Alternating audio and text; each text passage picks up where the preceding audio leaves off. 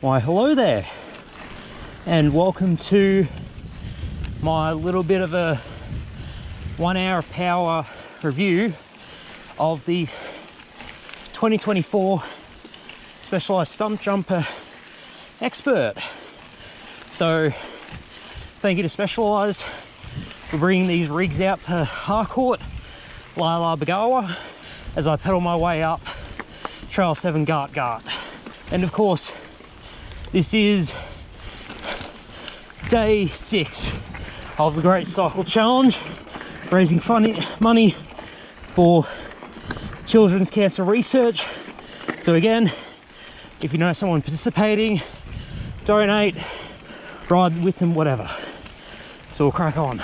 So with this Specialized Stumpjumper 15, so this is the 15th generation of Specialized's trail bike,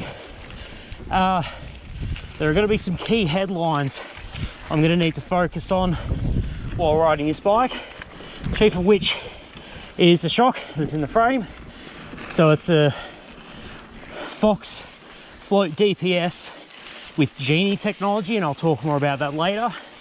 For me, there's also the SRAM Eagle GX wireless in Axis. It's been a while since I've used wireless shifting, and especially not with SRAM's GX Eagle, and that's why, to get a bit of an idea, I've got to do a good climb. So that's why Gart, so Trail 7 is key to that, especially near the top where there's the rocky rooty section that I just want to see how this thing devours those bumps and sharp edges. And that rear end felt very nice. It absorbed the bumps incredibly well.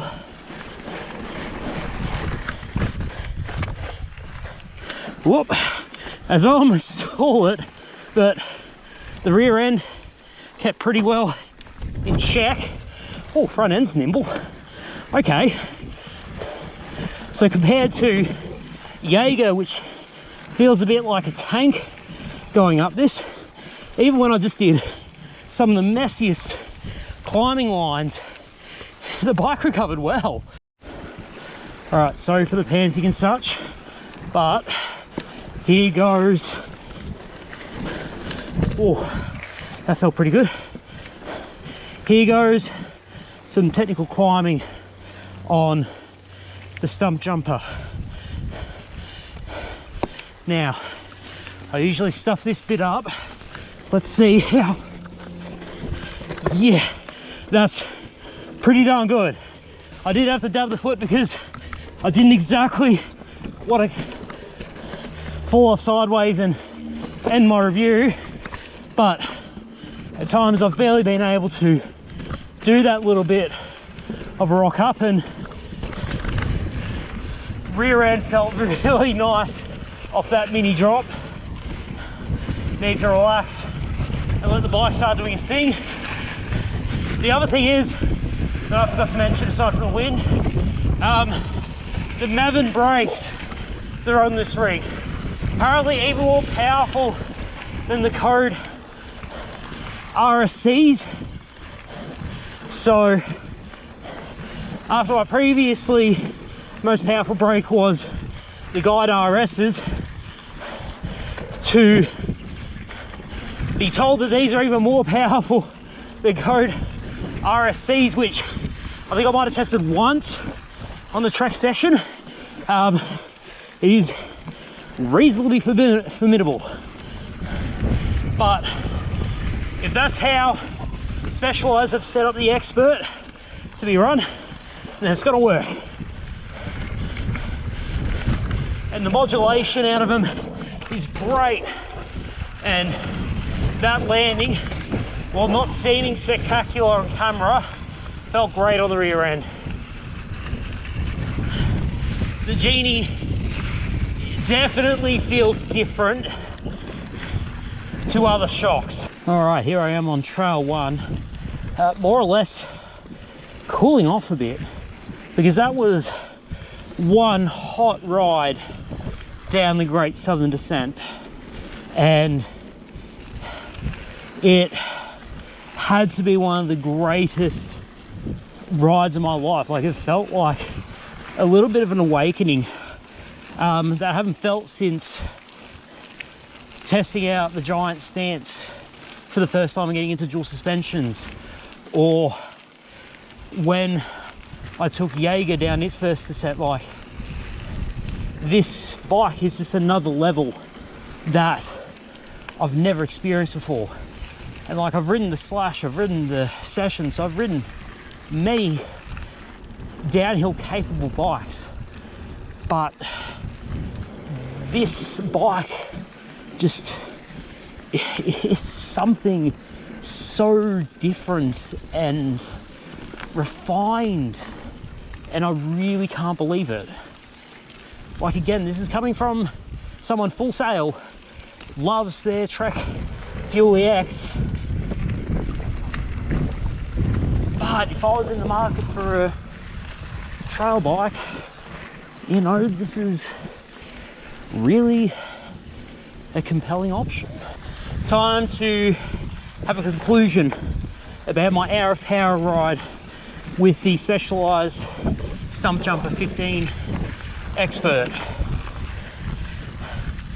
I'd have to say that this is the revolution and revitalization I've been looking for in the mountain bike space for a very long time. No high idle pulleys, no strange mystical linkages that apparently improve anti-squat. Fundamentally, this bike feels like two bikes in one, but you're always descending with it. So it is a more than capable trail bike. I quite like how well it climbed today, especially going up 7 and 11 to climb, which have been quite challenging climbs for me. And I think that's actually the first time I cleaned the climb on 11. So thank you, Stumpy. But on the descents is just another beast entirely. It is something that makes like the gnarliest of rock gardens feel like rollers. It makes every transition smooth, and you have so much traction coming out of the corners. Like the shock, fundamentally, the shock itself, the GENIE technology that is in this, is what I've been looking for as the next revolution in mountain biking. And I love it for that. So the shock just has to be this thing that if Fox have proprietary rights with Specialized only for it, I think it could make the Specialized Stumpjumper 15 and the only other models they incorporate into, including their XC race bikes, very profitable and enjoyable machines. In combination with that, it's nice to have the GX axis. Having the ability to shift up the load when your rear shock is doing a lot of the work has made this an incredibly enjoyable ride. But as I said, if I was just to have the GX axis on my own bike, whoa! Oh, those Maven brakes, I'll get to those. If I was to just equip the GX axis on my own bike, I don't think I'd be that blown away. But in combination with the rest of this Stumpy, it is a godsend. It is amazing. I love it. Excellent choice by Specialized. The Maven brakes, brilliant to have so much power and modulation for this trail bike. Again, sometimes I wonder if it is an enduro bike, but based off the geometry feels very trail, and having that trail geometry, but then all the suspension and platform going into it does make it feel incredibly stable on descents, which I love. But for such powerful bikes on the trail bike, yeah, really do appreciate it. And then of course you've got all the other parts that have gone into it, The fork is exactly what I have on my Philly X, so I can't complain about that. Absolutely love the fork. Cockpit, pretty well set up. A lot of adjustability based off the brake levers and the position of the axis shifter. PNW dropper post, great. Like, there is a very compelling argument to be made that you should consider the Expert if you're in the market for one of the 15s. Like, of course, there's the Pro. If you can afford the Pro, you go with the Pro, whatever. But if you're sort of looking at the lower end with all the other Genies, sure, you could get those, but depending on how low you're going in the comp and alloy range, if you can afford the extra budget, I'd probably say go for this. Like, I absolutely adore this bike. Like, it is perfection and what I've been looking towards to revitalize the mountain bike market. And it's been a great day out at Harcourt. So until next time, keep riding and stay awesome.